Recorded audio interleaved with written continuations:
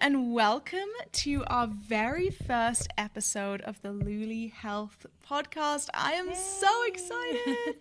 My name is Grace Youngson and I'll be your host for this podcast.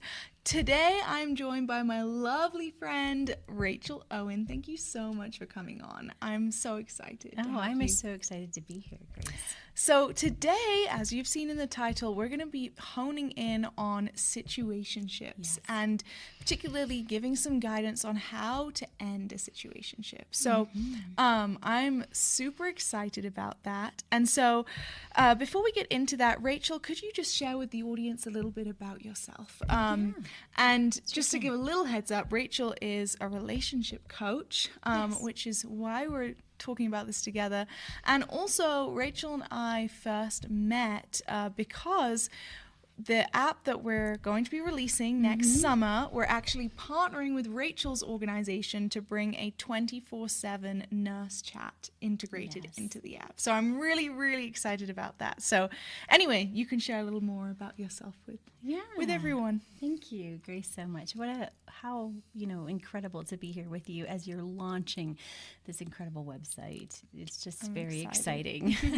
I love to help women. That's my passion and my heart. And so what I do is I have a 24/7 nurse chat that wraps around women who are in crisis and helps them get nationally and soon internationally. We do have some international clients that we work with to find the help that they need to get out of the situation that they're in that crisis situation. And recently we've chatted with over 80,000 women across the country. So it's just incredible what we've been able to do. I also have taken extensive FEMM instructor, which is fertility medical management. It's an incredible program. I highly recommend. Look up femmhealth.com. It's an incredible program. Also, I'm a healthy relationship coach.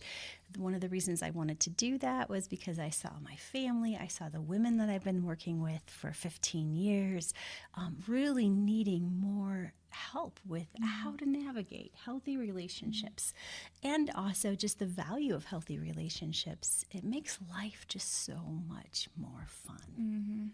100%. So that's what I do and who I am. We're so excited to have you. And you've been happily married for 28 years? Yes. Oh, I forgot to mention that. I'm married to an incredible man for 28 years. It gives me so much great material, like what the do's and the don'ts on relationships. He's great. We have 6 beautiful children, and we have a farm in Iowa where we mostly just raise those children with their pets. We also have organic garlic. I love organic garlic. I'm about as excited about organic garlic as I am healthy relationships. I'm a little bit of a, what do you call that? A nerd when it comes to that. I love that. Well, garlic is super good for you. It has so many amazing benefits. Wonderful. So. Just like a healthy relationship. Yes. Live a long life with a healthy heart and a healthy relationship. Yes, absolutely. So before we get into it, let's define, Rachel, would you kindly define for us what is a situationship? Yeah, a situationship is a relationship that just kind of happens. There's a lot of flirting going along. There's no definition, though. It's something that can happen. You get excited about being around someone.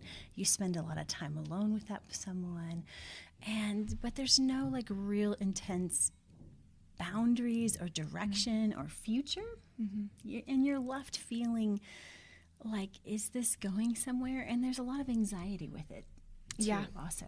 So. Yeah. I think something that when we had talked about this before, you touched on was a situationship is not a real relationship. It's, you don't really know what it is. It's a place of confusion. And oftentimes it can be something where one person in the relationship is really unclear. One person is like, oh yeah, I thought we were just hanging out and friends. The other person's like, oh, I thought we were dating. I thought we were an item because I'm attached to you and I can't live without you or breathe. There's that too. Yeah. Can you talk us through a little bit about the difference in how women and men bond. And just, I think having that understanding increases our understanding of just situationships and how they can even happen, Yeah, how easily they can happen. Yes. And sometimes, I just want to also lay that out there. Not all situationships are like intentionally deceptive, right? They are in nature deceptive because you're not being honest. We talked about this, how, there's not that open and honesty. And this is where it comes into hormones, right? Like you can see someone, you can be attracted to someone, that they're beautiful, but if there's no commitment there, there's no longevity there. And sometimes it's just that discovery period too. But what can happen is that we bond different. Men and women bond different. We also have different ideas of what a relationship should look like, right? Like we have these things that we've cooked up in our mind. One of the things that happens, though, is that women can have a bonding experience quicker than a man can have. Like, a woman can be touched or even just brushed by, or especially the small of the back or the back. And it is almost an instant release, especially with someone that we kind of are attracted to. It could be an instant release of oxytocin, which is that bonding hormone that creates relationships, and we can feel bonded to them. But the man doesn't know the depth of what he just ignited, right? Like he doesn't know that ignited. Where a man's bonding can be way different, right? It can be a whole host. They also have oxytocin. There's men's also have oxytocin, but it's not the main structure of what creates bonding. In men, there's a hormone called vasopressin, and that's a hormone that is released during orgasm. And whatever a man is looking at that time, that is what they're bonding to, right? And so it's a big deal. That's what creates that intimacy and the depth of that relationship. And so it's different, there's a different level. And so a man can be in a relationship with a woman, and a woman can be totally like sold out, like I'm in love, this is great, I've never felt like this, there's all this good stuff. And then yet he is like, we're just hanging out because we're friends and we're just getting to know each other. It may be a little too exclusive, and he doesn't realize the power that he has. Sometimes he does. Sometimes they do. Yeah. Sometimes it can be very dangerous. And so that's where a woman's heart can be hurt, and they can be hurt. Another thing that we talked about, and we've talked about before, is that, and we see it all the time too, where women who struggle with bonding can also lead on a man, and in a situation where if she's had a lot of trauma in her life, she actually has trouble releasing that oxytocin in a healthy manner. And so she's not going to bond to that. So then she'll be the person in the relationship where he's like, man, this is really going well, and I'm hanging out with her all the time, this is really great, where she's like, hey, whatever, because she's not bonded. Yeah. I think it's so useful that you walked us through how we bond, and especially like how men and women are different in that, because I think, a lot of times, sometimes you can feel in love with someone, but actually what you're feeling is bonded to them, even if they aren't the person that you really desire or want to be with.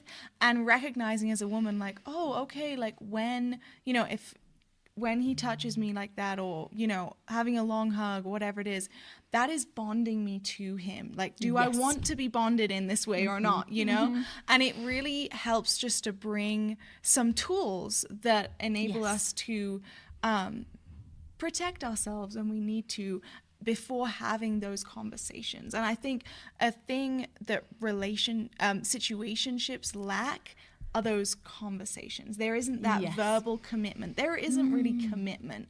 And so one great conversation to also have is around boundaries, and talking about that, and talking about what that means, because then you're starting to define the relationship. It's like, okay, if we are not an item, then I need to have boundaries in place. Otherwise, like, I'm going to be connected to you. And if we are, then okay, now we've actually got that verbal commitment. We are actually dating. And Like we are- now yes. I can actually let my emotions go a little bit more because, and your heart and your information and sharing who you are and the realness of who we are. One of the things that's hard to really start putting in those boundaries in, though, is if we don't know who we are, if we don't love ourselves, if we don't have an understanding of what's happening, how we're created, what's, our temperament and who we are, we can't love someone else well or set boundaries for ourselves if we don't. So one of the things that I do when I'm working one-on-one and coaching someone in a relationship is I start with that person or that couple together, if they're wanting to have a relationship. But we start with, who are you? What is your temperament? What is your love language? What's your birth order? We go through getting to know ourselves first and loving ourselves well, because you can't love someone unless you know who they are. We are in such a fake society right now, and we tend to put up all these, first, we have to have everything just perfect to post on Snapchat or Instagram, and so we're that's kind of the front that kind of leads to so many situationships that we've seen. I mean, it's kind of exploded. Yeah. Right? This convenience of, well, I'm really not committed, but I love hanging out with you. Let's hang out for the next 5 years and have nothing come out of it. That's very painful and hurtful for the human. I mean, in our humanness, we have this desire to know each other well and to have a deep relationship that has a future. It's actually counterproductive to our psyche and to our being to not have commitment, right? And so it's a thing. And I really feel like our first goal needs to be, who are we? Like, I encourage everyone to do a temperament survey. Get online and Google it. It's incredible to learn if you're a sanguine, a choleric, a phlegmatic, all of those things, to learn who you are and to get to know that and know what you're compatible with. Because sometimes not every temperament is compatible or even hospitable or peaceful, like to get along with, and because some of them clash. And then also to really at that point dream a little, daydream. I tell the women I work with and the men I work with, daydream. Where do you want your future to look like? What are your goals in your future? How do you want it to look? And then set your boundaries around that. So you really can't set those boundaries, Grace, until you know who you are. That's so good. That's so good. I love how, it comes back to knowing who we are and knowing who they are, which is then real rather than fake. Real. And and I love what you said about how we as humans, we are made for commitment. We're not made for fakeness, We're not made for fakeness. No. We're made Don't for know if that's deep totally intimacy. a word. No, it's not a word, but we can do. I make We up got our words all the time. point across. I make up words all the time. Yeah. And I think those tools, taking a temperament test, whatever it is, they're such great tools to have that understanding and to not, before you even enter into a relationship, you want to know who you are and what you want. Create a vision board, create an identity board of how you see yourself. Those are great ways to visually remind yourself who you are, where you're going, and then what that dictates in terms of other people. And, so Because you are valuable. Yes. You are valuable. Yes. You have so many gifts to give to the world. I mean, even if someone doesn't think that they're valuable, which we're going to get into, there's explanations for that, right? But we are valuable, have so much to give. I could say that 10 times. I want you to understand that if you're listening to this podcast, that's so important that you know that, and that, and also we can bring that value out of other people. That's what, when we know ourselves and we value ourselves, then we can bring that value out of other human beings, and especially, our mates. Yeah. Right? Yeah, absolutely. So what would you say, what would be some good guidelines in terms of deciding whether or not you're in a situationship? Like, how does someone know if they're in a situationship? Because I think a lot of times we can almost end up in them without really realizing it. Oh, yeah, we totally can. We can be, planning our whole day around someone. Right? And that we're spending a lot of time alone with them. But yeah, there's this anxiety because we don't know if they feel the same way. That's a big tell right there. Wouldn't you say, Grace? Yeah, 100%. I think anxiety, confusion over things, and we've already kind of touched on some of this, but it's like that lack of verbal commitment, that lack of conversation, that lack of mutual understanding on something. You don't really know where the other person is at. There's an impression made, but not an actual commitment conversation. Exactly. So you hit it right on the nose there. Yeah. So do you think that situationships can turn into committed relationships? I do believe they can if you have those hard conversations and if you know yourself well. And that's where we can kind of get into this, the FEMM part, the fertility medical management, understanding who we are. And I'm going to talk to the women here and to the men because this is really important. Like how women are made is amazing. We're made beautifully, right? And we have so much intricacies to our makeup, and it has to do a lot with hormones, right?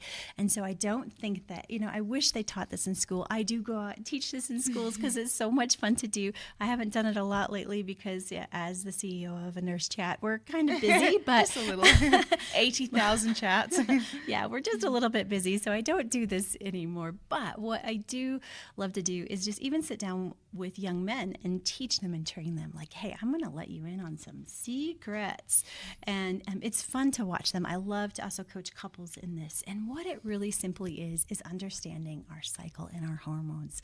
I know I'm getting to answer your question here, but this is important to know. Yes. So what happens first is we have our menses, right? So we have our bleeding, our cycle, and it starts. And our hormones are all at the rock bottom. They're super low. But then as we come off of that menses, we're coming up. Our estrogen is starting to increase, which is awesome, right? We are literally superwoman at that time. We could conquer the world and bake the sourdough bread at the same time, right? And so we're coming up, and there's about a 2-week period there where before ovulation, so that's between 10 and 15 days, right? And that is amazing. We're healthy, we're strong, we feel good, and then we ovulate. And there's actually a 24-hour period where we ovulate right in there, and then on the side of that. So, but when that ovulation happens, we have something called the corpus luteum that releases that egg. So that's what ovulation is when the egg releases. When that egg releases, our hormones go, whoop, boom. They just go down. So there's like 3 to 4 days in there where we are literally, the hormones flatten out. And even today, I mean, I am old and I've been through this many, many, many times, and I still, it's precious. My husband will be like, oh, I see where we're at in this, because he knows me well, and he's taken the time to know my cycle and to know my hormones and to know how I handle things. But I'll be like, boom, and I won't have the self-confidence during those 3 days. I won't have the mental strength to do a lot of stuff. Like I get through the day kind of thing. But us too, well, you'll feel like life is harder right there, right? And then, of course, our progesterone starts to release from that corpus luteum, and then it comes up. That progesterone is a great hormone. It helps balance out that last 2 weeks before we come in, and all of our hormones go down again, and we start that menses again. We start that bleeding and that cycle again at the low part. So what we have here is this beautiful ebb and flow that makes us women, right? It's pretty gorgeous. And when you teach men this, it's incredible. What happens is Men actually, when I teach couples this, the man gets it before the woman does, because we're in the middle of it. We're like, I'm doing what? I don't understand. I'm not. But they will actually see it, and once they understand it, they know it, they love it, and they want to love us more because they have an understanding. Women are not complicated. You guys have heard that. Like, I can never understand a woman. No, we're not that complicated. You just need to take time to get to know us, right? And to know our cycle. My husband is amazing. He we do all kinds of fun things during our upward cycle. Then I ovulate, and then I come down, and he knows, okay, I'm gonna bring home chocolate. I'm gonna bring home the red wine. I'm gonna bring home pizza, so she doesn't have to cook, because I just want to bless her. And it is such a blessing. Or the bubble bath, or whatever it is. He's going to bless me during that time. It's his opportunity too, right? And then we swing down and we do her all over again. The one thing I tell women is be very, very careful, because at this ovulation point, men are sexy and they're beautiful and they're gorgeous, and you have to be really, really careful that your boundaries are set around that time, because there will be some ugly men who will be very beautiful during that time. I just want to be honest with you, and if you look back in your life, you will see it.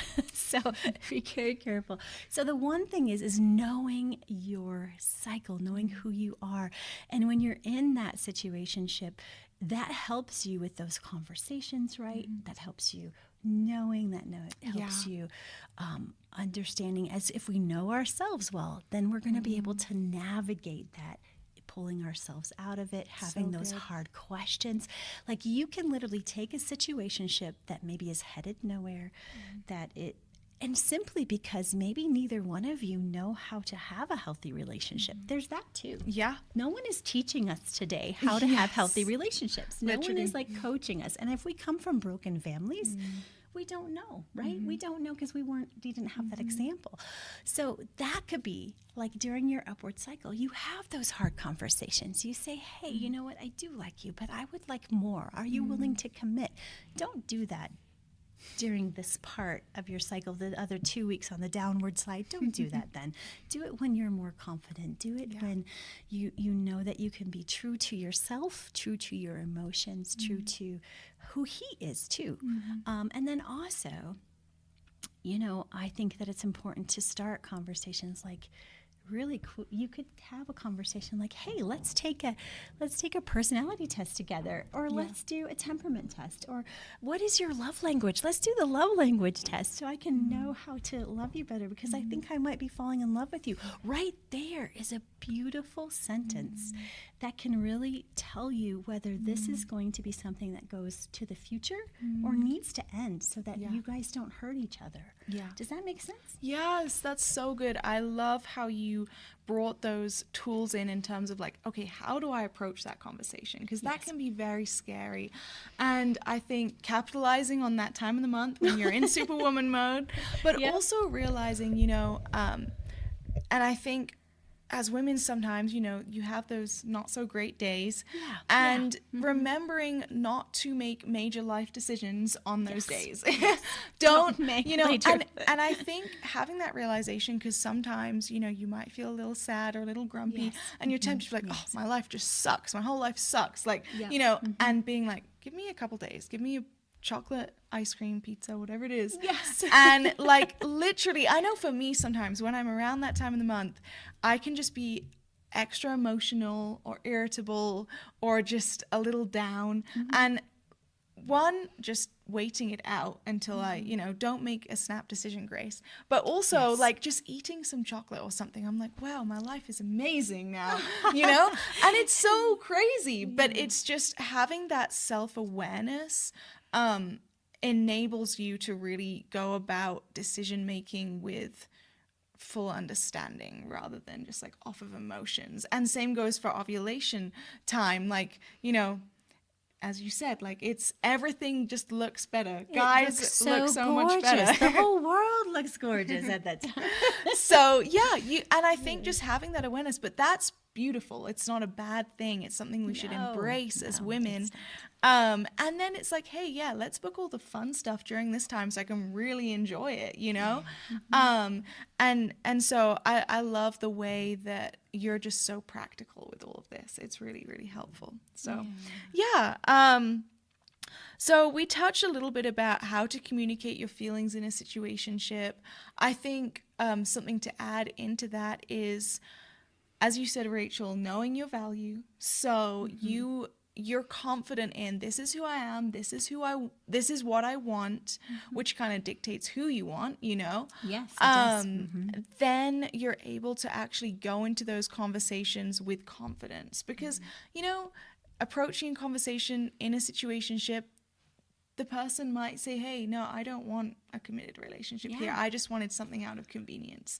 And you are worth so much more than convenience. Be confident. Have community around you who are able to reaffirm your decision in that and help you walk that out well. So would you have anything to add to how to approach that conversation? Yeah, it's important that you do. Like you said, the community is so important. Let people know, I think I'm going to have this conversation to, you know, either take this relationship to the next level or end it, because I don't like this limbo I'm in. And the other thing that you need to do is kind of evaluate, look back on the relationship. Is there any point when there's been isolation? Like maybe that person has isolated you, male or female. If you've been isolated by them, that's not healthy. That's not a healthy relationship. If you've been put down, or condescending remarks like, you know, making fun of how you look or how you act, or some of the decisions you made, you know, there's healthy ways to do that and there's unhealthy ways. And your heart knows. Your heart knows when someone has been, you know, negative and has said hurtful things to you. Your heart knows. That is not acceptable, right? You don't have to put up with that. That is not your future. So that's not healthy. That's toxic. And so we have to look at some of those toxic relationships and make sure that, you know, there's no gaslighting. There's no,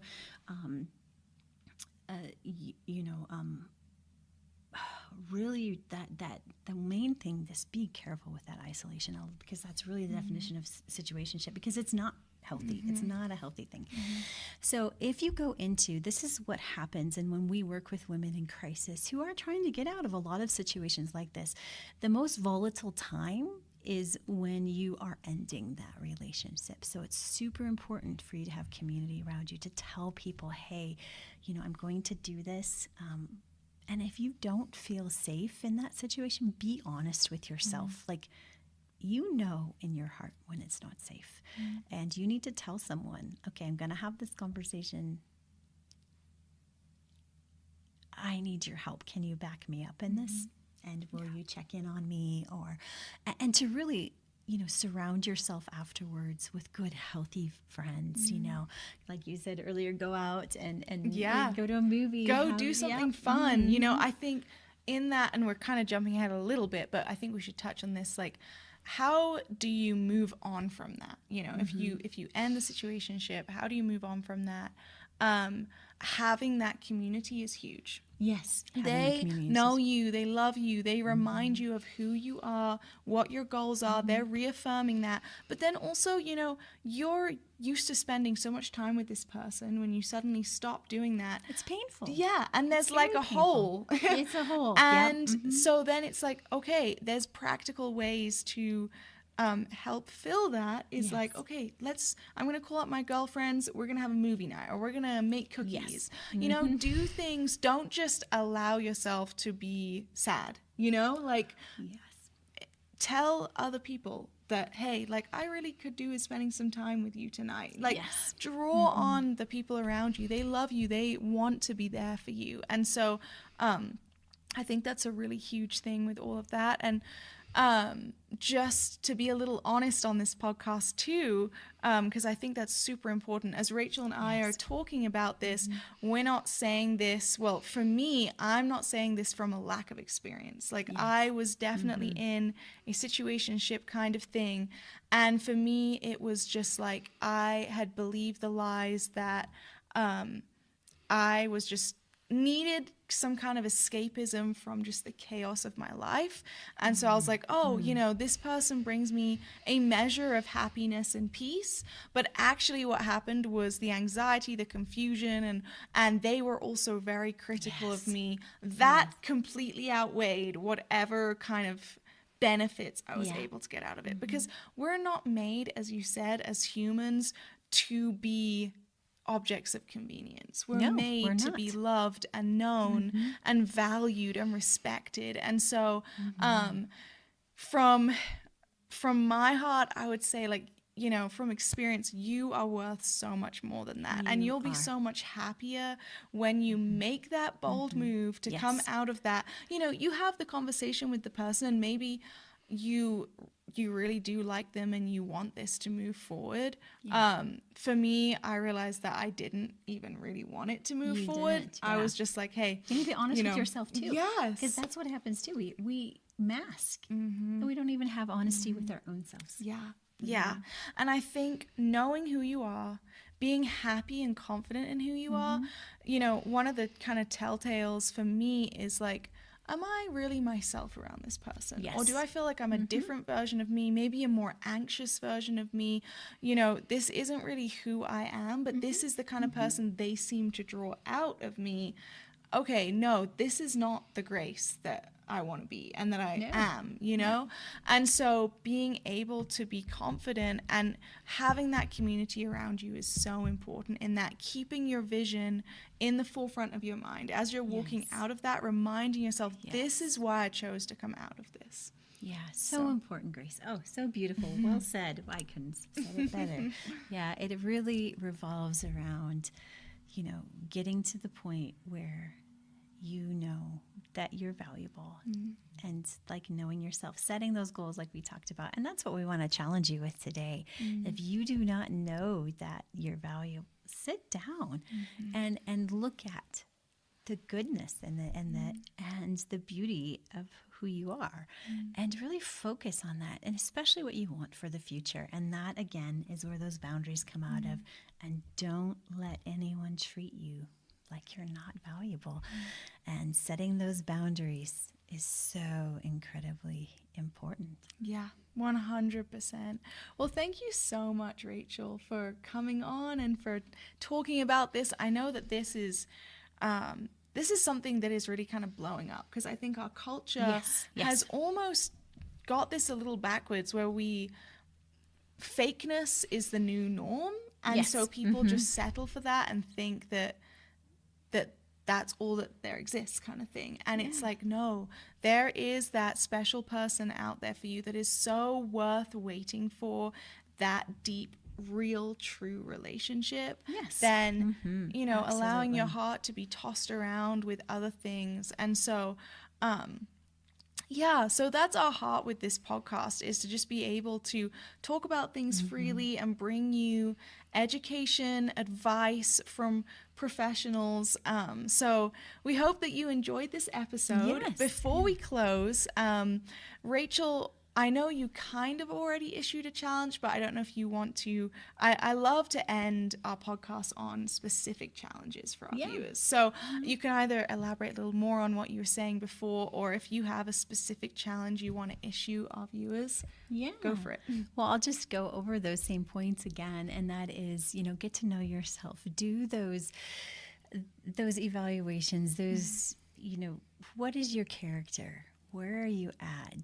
What is your temperament? Where is your temperament, your personality, your birth order? Do some research. Get in. There's so much incredible research out there.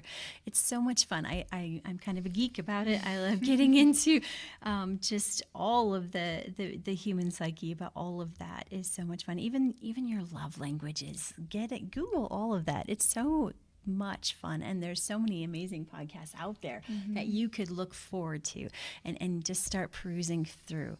Also, there's help out there. Not only is there, you know, our chat line that we run, and the website that has so many resources and just education. I just want to encourage you to reach out and get some support and help. If you feel like you're struggling in an area and you want to learn more about your hormones, oh my goodness, There's so many FEMM instructors out there that would love to help you. They love helping women understand their hormones. Also, Google seed cycling. It's so much fun to know what to eat during what part in the cycle you're in to really help boost your nutrition and your mental clarity and your well-being. So I encourage you to start investigating who you are. Learn as a woman your body and your spirit and your soul. Also, as a man, what do you want? What do you want? I challenge you to not only learn your temperament, but what do you want in the future? Do you want relationships with convenience? Or do you want something meaningful and deep and whole? You're going to have to come to a point in yourself that you want more than the superficial culture that we have right now, that you want something true and honest, where you can truly, truly let down all of those guards. There's something so beautiful when we let down our guard and let people in. And how much more incredible would it be to be in a lifelong, intimate relationship with your mate? Wow. And to have just a place where you can be you and be loved and loved well, and to love someone well. You know, we really can't. I want to challenge you. We really can't love somebody else, not our children, not our spouses, not our parents, not anyone, not even our coworkers, unless we know them, right? So I challenge you to know yourself and to know the people around you and love them well. Thank you so much. That was so good. Yes, if you go to our website, lulihealth.com, Rachel's Nurse Chat is linked up to that website, especially if you're facing a crisis pregnancy. You can reach out to one of the nurses and get advice. And we also have other resources on there. This is our first podcast, but there'll be plenty more to come. Yes. Actually, one of our future ones is with a lady who specializes in seed cycling. So I'm really excited for that one. That's exciting. Don't forget to subscribe. Stay tuned so you never miss a new episode. Check out our website, and we will speak to you next time. Thank you. Bye. Bye.